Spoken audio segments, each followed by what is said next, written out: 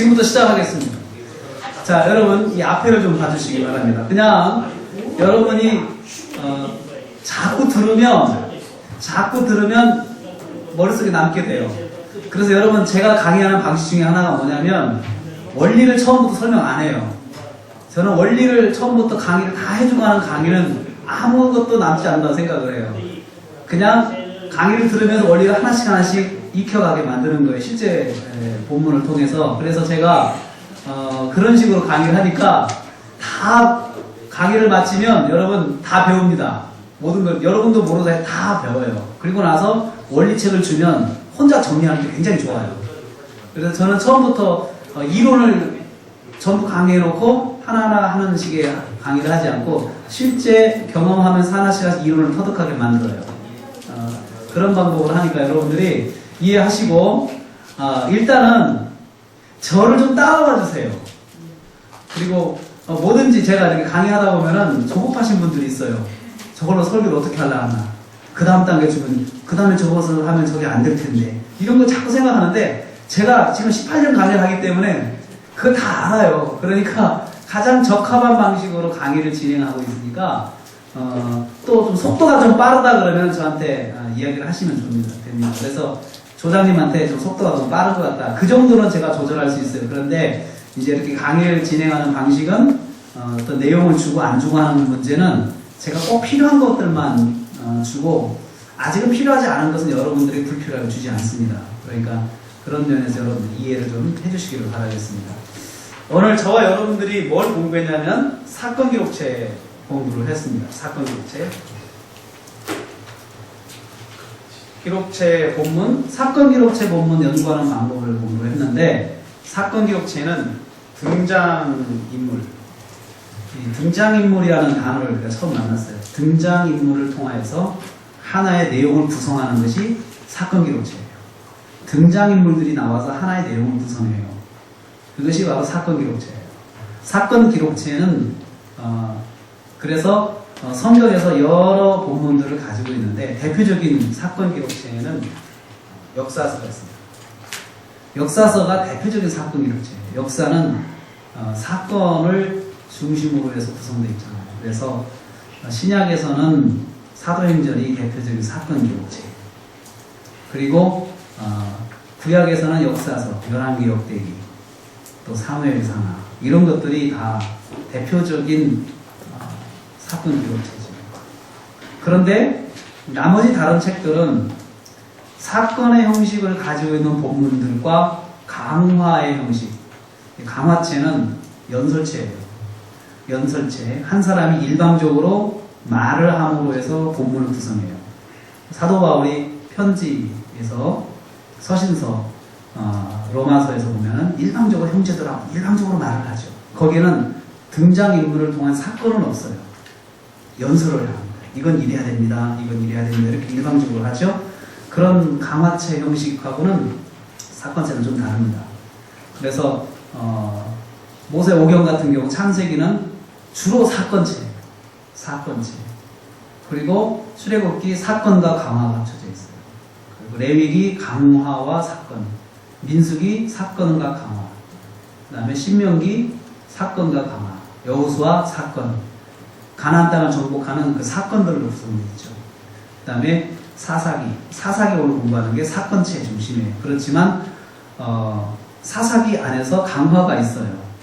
예를 들면 드보라의 노래가 있죠. 드보라의 시가 있어요. 그것은 사건이 아니고 강화입니다. 그리고 또 룻기는 사건과 강화가 있어요. 주로 사건 중심이죠. 그 다음에 아까 제가 말한 사무엘상하, 열왕기상하, 역대상하 다 사건이죠. 에스라 사건, 느헤미야 사건, 에스더 사건. 그리고 또 욥기는 1장의 사건, 마지막 장의 사건. 그리고 그 안에는 강화. 친구들이 와서 변론하잖아요. 네가 오느냐, 네가 잘못한 거 아니냐 이런 변론은 다 강화예요. 그리고 시편 강화예요. 시편은 사건이 아니죠. 강화죠. 이렇게 성경에서 사건과 강화로 나눠볼 수가 있어요. 그래서 성경은 기록의 형식, 따라서 크게 저는 사건체와 강화체, 성경은 그렇게 구분을 합니다. 성경 연구가는. 그래서 사건체는 사건체 분석하는 방식이 따로 있고, 강화체는 강화체를 분석하는 방식이 따로 있어요.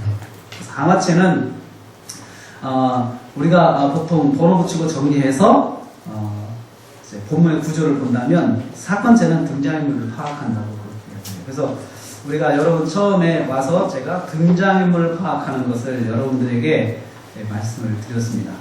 자, 사건체를 분석하는 데 있어서 가장 중요한 게 첫째는 등장인물 파악이에요. 등장인물에는 주연과 조연이 있다고 그랬어요. 그렇죠? 등장인물에는 주연과 조연이 있어요. 그래서 주연은 본문에서 주인공이에요. 본문에서 주인공이에요. 조연은 주인공을 도와서 내용을 구성하는 사람이에요. 그러면 조연은 한 사람입니까? 여러 사람이 있어요. 여러 사람이 있어요. 그런데 사사기에서 주연은 대부분이 여호와 하나님. 조연은 사사들이 조연이에요. 사사들이 각각 조연이고, 그 다음에 또 다른 조연이 있다면 이스라엘 백성들. 그 다음에 또 있다면 이스라엘 침략한 그 나라들. 이게 다 조연급들. 조연에서도 급이 있잖아요. 그래서 주연과 조연을 파악한다라는 것을 말씀을 드리면서, 문맥성경을 보면 문맥성경은 견고딕체로 되어 있는 동사와 또 주어, 은느니가 같은 주어를 중심으로 해서 문장을 재구성했어요. 그래서 문맥성경에서 이 왼쪽에 보면, 이 부분들을 보면, 이 부분이 바로 주어 쪽이잖아요. 주어 쪽을 보면 거기서 등장인물이 다 나와 있어요. 문맥성경에 주어 쪽을 보면서 주어에 이 사람이 주연이냐 조연이냐 그냥 볼 수 있어요. 그런데 우리가 만약에 평면적으로 성경을 볼 때,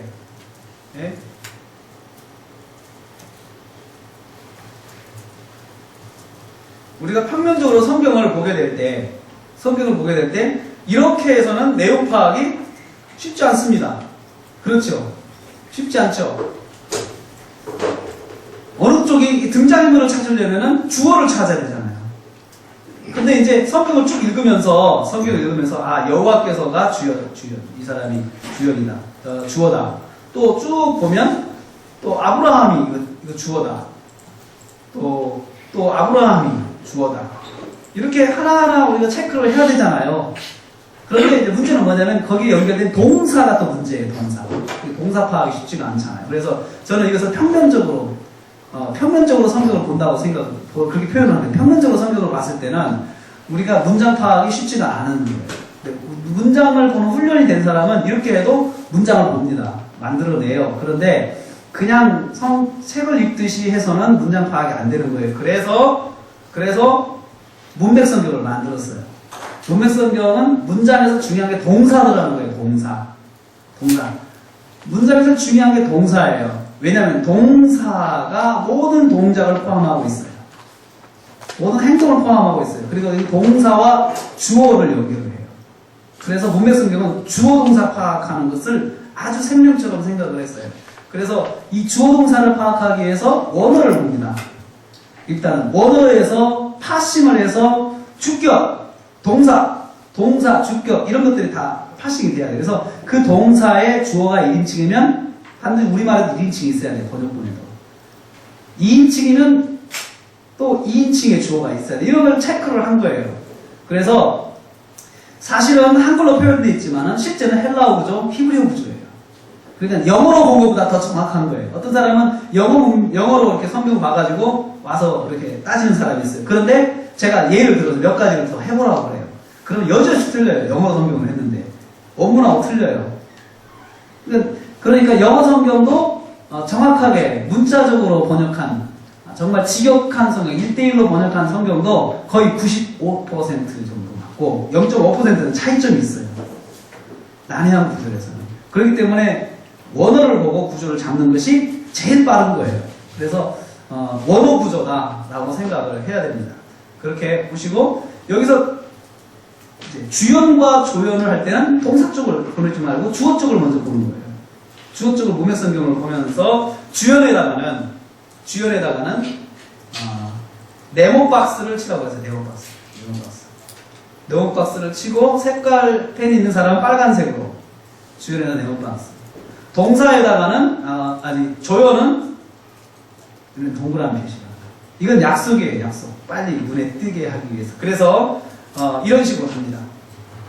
자, 하나님을 주연으로 본 거겠죠 지금? 그렇죠? 그래서 하나님 여호와에다가 네모박스 쳤죠. 여기 네모박스 있죠?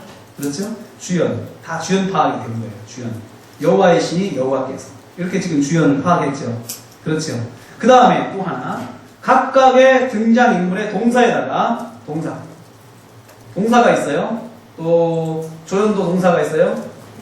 동사에다가 언더라인을 해요. 동사에다가 언더라인 하는데 빨간색 언더라인. 자, 빨간색에다가는 빨간색 언더라인. 파란색에다가는 파란색 언더라인. 자, 언더라인.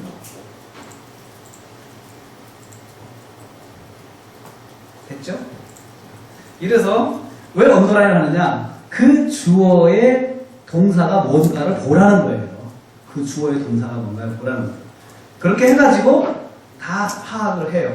자, 그런데 이렇게 반드시 이렇게 주어하고 동사로 표현된 등장인물, 이것을 표면적 등장이라고 해요.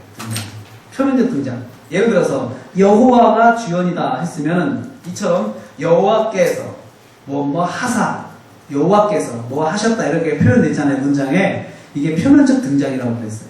표면적 등장. 그래서 표면적 등장이 이렇게 표현되어 있어요. 다 실선으로 표현되겠지. 표면적 등장이. 그런데 표면적 등장이 있는가 하면은 내재적 등장이 있어요. 내재적 등장. 사건 기록체를 연구하는 데 있어서 아주 중요한 툴이 바로 내재를 찾는 거예요.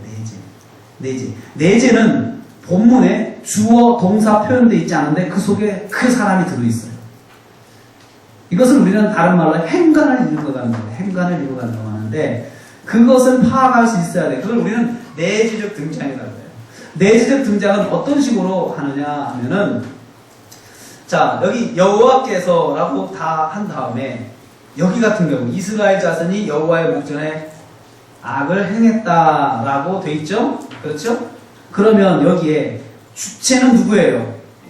이스라엘 백성이, 이스라엘 자손이죠. 그렇죠? 이스라엘 자손이 악을 행했다라는 것이 표면적으로 나타난 문장이죠. 근데 이 속에 여호와가 들어있다는 거예요. 문장 속에 보면 있어요, 없어요? 있죠. 여호와의 목전에 라는 말이 있죠. 여호와가 주체가 되진 않았지만 그 속에 여호와가 들어있어요. 이런 문장을 내재 문장이다. 여호와에 대한 내재 문장인데 이럴 때는 어떻게 하냐면은 일단은 등장인물의 주연은 네모박스를 친다고 그랬죠. 문장 전체에다가 이렇게 네모박스를 치고 점선을 쳐줘요. 점선을 네모박스로 해요. 그러면 이것은 주연의 내재구나. 이게 표시예요. 주연의 내재. 그리고 나서 중요한 건 문장을 써줘야 돼요. 문장을. 왜냐하면 실제로는 여기는 문장이 지금 여호와께서라는 문장은 없죠. 그렇죠. 그러니까 여호와께서라는 문장으로 다시 기록을 해줘야 돼요. 문장을.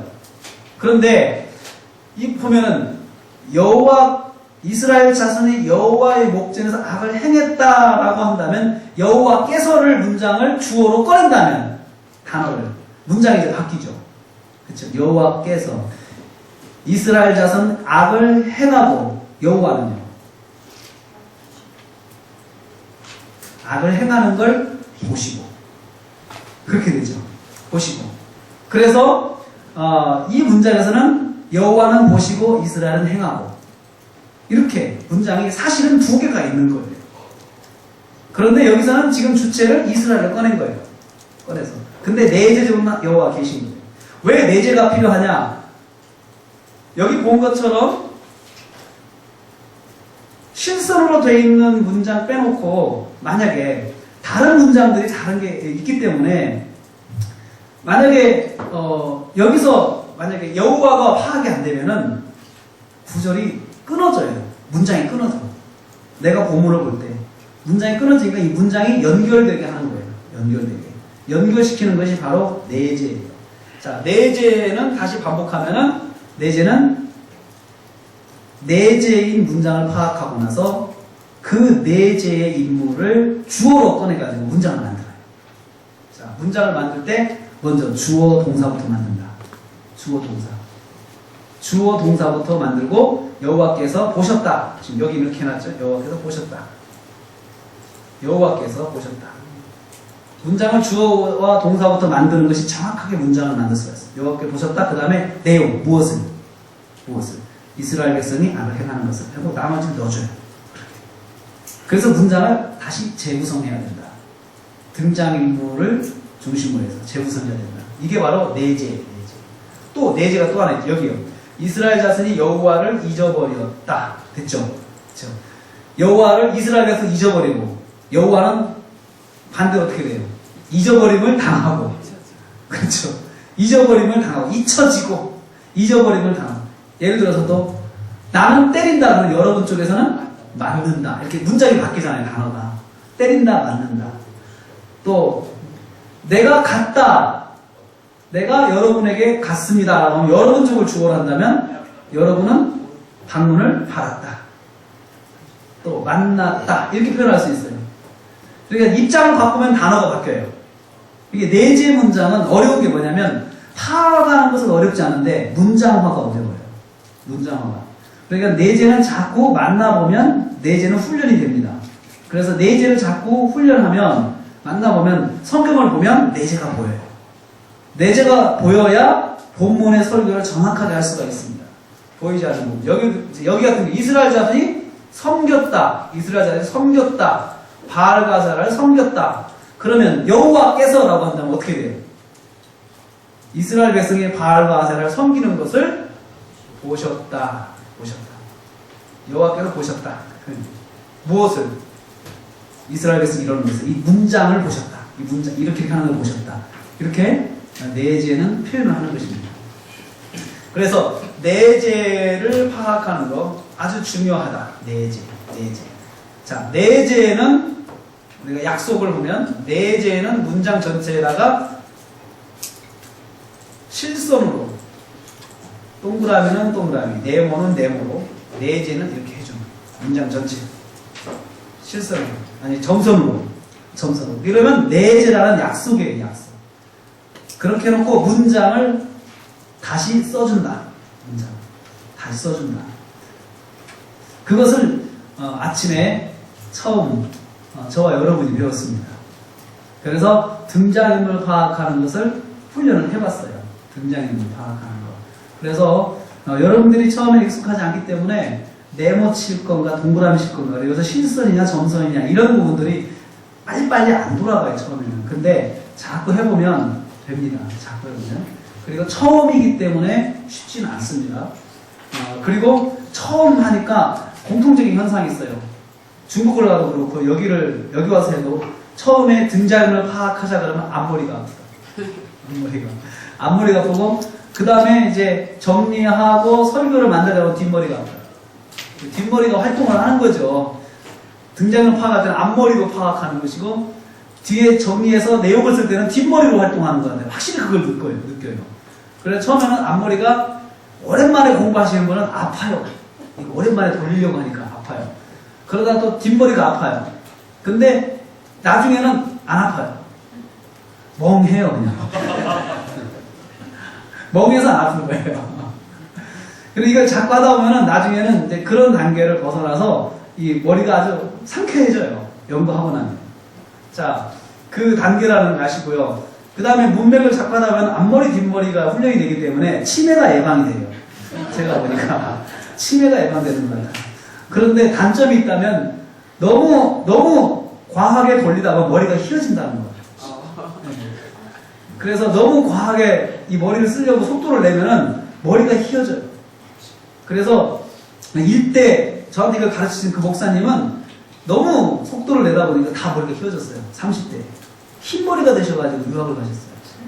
그래서 저는 그걸 보면서 너무 무리하게 하지 말자. 그래서 저는 휘어지지 않습니다. 머리가. 그냥 적당하게 그렇게 되고 있습니다.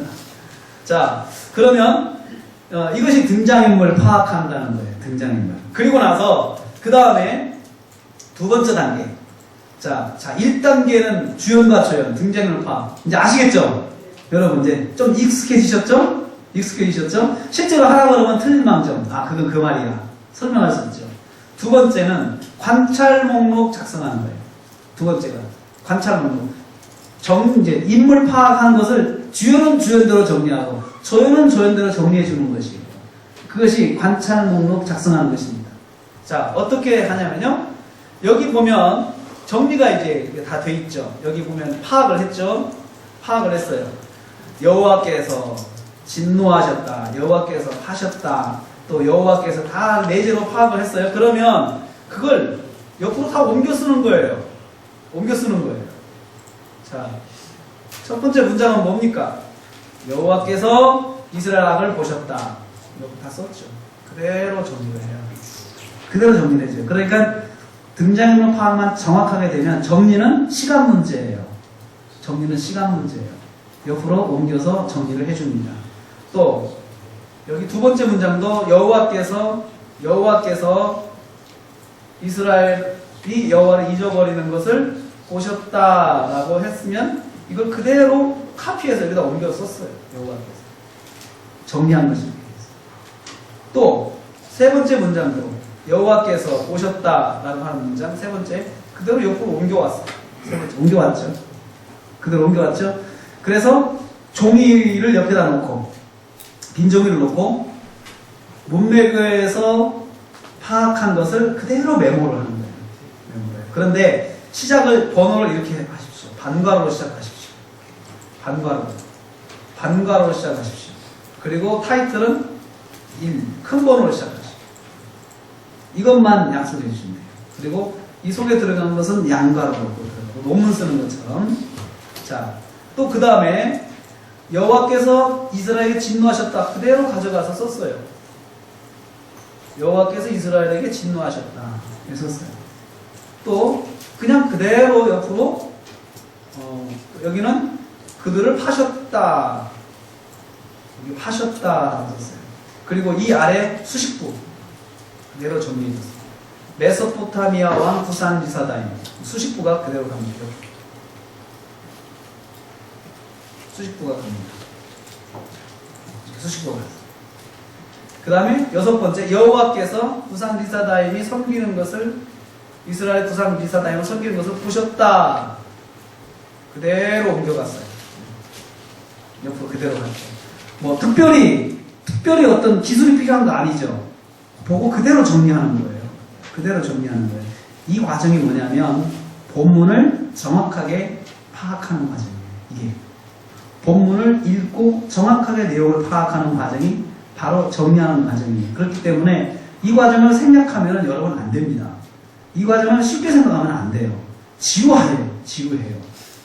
그런데 이 과정이 정확하게 세워지지 않으면 그 다음 단계에 심각한 문제가 발생을 해요. 그렇기 때문에 잘 정리를 해주셔야 돼요. 그리고 또 옆에 있는 문장 여호와께서 한 구원자를 세우셨다. 이 문장을 그대로 가지고 왔어요. 한 구원자를 세우셨다. 됐죠? 또 그 아래 수식부 한 구원자는 누굽니까? 여기 한 구원자 그 사람은 온니엘이다. 온니엘. 그 다음에 여기 상황절 여기 있습니다. 이것은 주문장이 아니에요. 구원자를 세우셨다는 거에 상황절 수식부예요. 빠졌습니다. 넣어줘야 돼요. 또 그 다음에 또 구원하게 하셨다. 구원하게 하셨다 문장 그대로 갑니다. 구원하게 하셨다. 내용을 정리하죠. 자, 이렇게 해가지고 정리가 차근차근 진행이 되면 중요한 게 뭐냐면 최종 결과를 써야 된다는 거예요. 최종 결과는 본문에 있지 않아요. 지금 동사를 13개로 정리를 했는데 13개의 문장을 통해서 여호와께서 무엇을 하셨다는 것을 말씀하려고 하냐고. 본문은 여호와께서 무엇을 하려고 했냐고 쓰고 싶어 하냐. 뭘 말하고 싶어요. 본문은. 그것을 연구자가 캐치해내야 해요. 여기서는 그렇습니다. 여호와께서 이스라엘을 구원하셨다는 것을 말하고 싶으십니다. 사사온례를 통해서 이스라엘을 구원하셨다, 이 말씀을 하고 싶으신 거예요. 이 말씀. 그것은 연구자가 파악을 해야 돼요. 그런데 간단해요. 단순합니다. 여호와께서 뭐 하셨다는 말에 이 13개의 문장을 통해서 여호와가 뭐 하셨다는 걸 말하고 싶은 거야, 지금 성경이. 그것을 그렇게 질문을 해보면 답이 나와요. 아, 이스라엘 구원했다는 이야기구나. 그렇게 파악을 할 수가 있습니다. 자, 이것이 중요한 게 이게 나중에 제목이 된다고 그랬어요. 이게 설교의 제목이 돼요, 나중에. 이게 설교의 제목이 되기 때문에 정말 중요한 과정이라는 거예요. 그것이.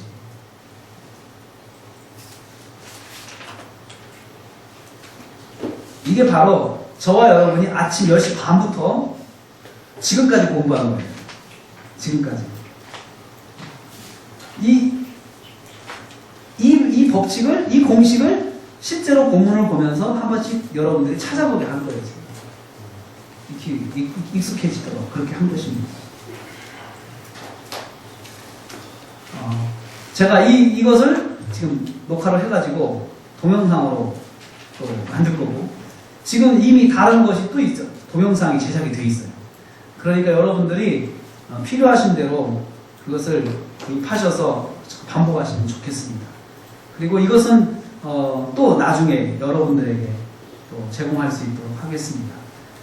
자, 이것이 아침부터 우리가 배운 건데 질문 있으면 하세요. 질문 있으면. 이 방법에 대해서 내가 이건 좀 이해가 안 된다. 그리고 제가 또 한 가지, 아까 에봇을 정리하면서 한 가지 제가 여러분들에게